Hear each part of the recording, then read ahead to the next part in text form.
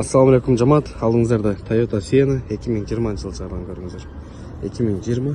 Машинаның передний части таза жақсы. Ешбір жасалып тұрған жері жоқ. 200 000 миль жүріп тұрып пробегісіне қойған екен, бірақ ушул мына Siennaның ақырғы бұзықтары. Ақырғы жылдары келіп отыр. Full комплектацияда.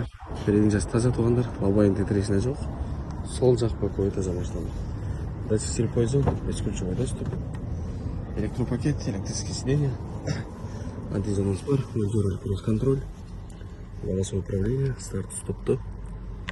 Машина полный кожаный салонда, 7 мест салон, капитанский сиденье тұрғандар.